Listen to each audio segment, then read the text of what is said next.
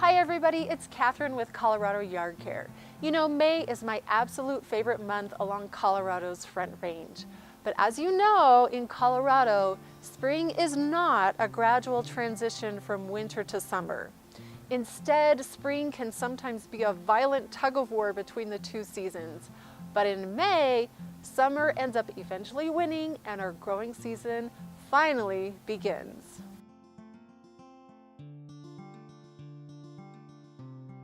So let's talk about the 6 things that you need to do for your Colorado landscape during the month of May. I'll be covering your lawn, your landscape plants, and of course, weeds. So let's start with the lawn.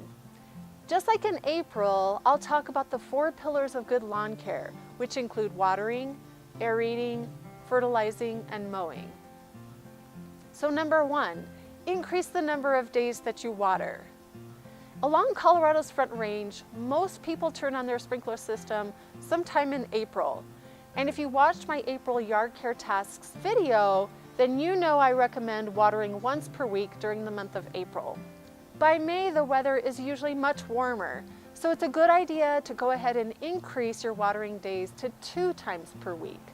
And if the weather gets really warm, you can even increase it to 3 times per week. That usually happens during the last 2 weeks of May.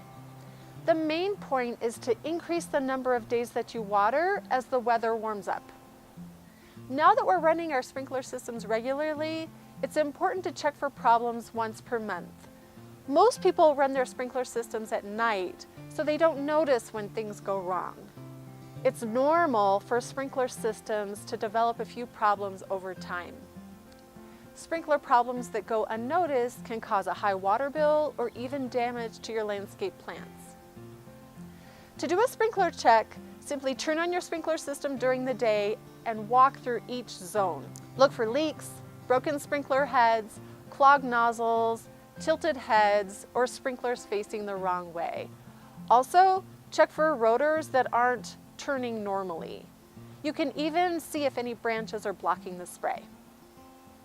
Pay particular attention to places where you see brown spots in your grass or landscape plants that look drought stressed. Fixing sprinkler problems will help your lawn and landscape plants get the right amount of water, and this will keep them healthy and keep your water bill reasonable. Number 2, make sure to core aerate. If you haven't core aerated already, it's important to get that done in the first half of May.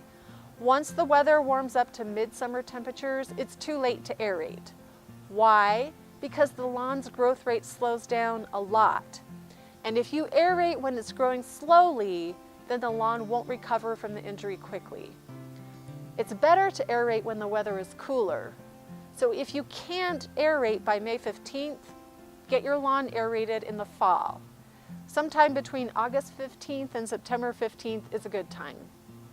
Number 3, fertilize your lawn. Early to mid-May is the best time to fertilize your lawn during the spring. Now that it's come out of dormancy fully, it's ready to utilize the nutrients from fertilizer. Go ahead and give your lawn a full fertilization right around Mother's Day. If you'd like to learn more about how to choose a lawn fertilizer, click the link at the end of this video. Number 4, mow twice per week if needed. In May, our lawns can start growing really fast. Even if you mow once per week, the grass may get too tall in between mowings. And if the grass gets too tall, mowing it will shock the grass. It'll take a few days for it to recover, which makes it less vigorous overall. A better strategy is to temporarily mow twice per week during its peak growth. The benefit is that you're not cutting off more than 1/3 of the grass blade at any one time. The grass never experiences any shock, and it keeps growing steadily. This keeps your lawn very healthy. I find that it's only necessary to mow twice per week for a few weeks during the grass's peak growth period in May. It seems to grow really quickly right after you fertilize. Once the weather warms up, however, the grass's growth rate slows down a lot. So by the time June rolls around, you can go back to mowing once per week. So now that we've talked about your lawn, let's talk about your landscape plants. In May, most landscape plants are busy leafing out, growing, and maybe even blooming. So our existing plants don't really need a lot of care at this point. However, May is a fantastic time to plant. You can plant annual flowers, perennial flowers, ornamental grasses, shrubs, trees, and even your summer vegetables. Virtually anything goes. When we plant in May, it's warm enough that most plants don't get damaged by frost, but it's cool enough that they don't suffer from severe wilting dehydration. The conditions are really ideal.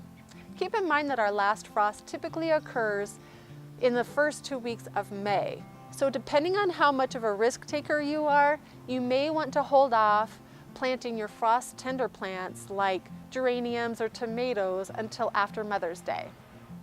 To learn more about the planting technique that I use for landscape plants, check out my 9 steps to successful planting, which I'll link to at the end of this video. Now on to weeds. Many of the spring weeds started growing in April. Hopefully you had a chance to tackle a few of them already. Keep an eye out for them and spot spray as needed. Dandelions in particular like to go to seed in late April and early May.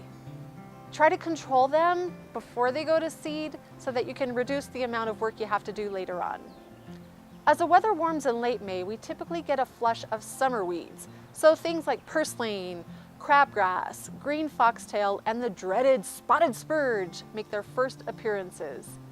If you have rock mulch or decorative gravel areas, it might be a good time to put down a second application of weed preventer. The first application lasts about 8 weeks, so by mid-May, it tends to stop being effective. Check out my video on March yard care tasks to learn more about weed preventer. Normally at this point, I cover what to avoid doing during the month. But you know, most anything goes during the month of May, so I don't actually have a lot to talk about in this section. Just be sure not to aerate or to fertilize your lawn once the weather gets really warm.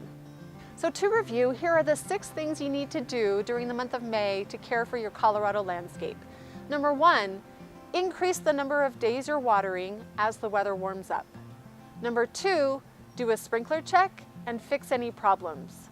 Number 3, core aerate before May 15th or wait until fall. Number 4, fertilize your lawn right around Mother's Day.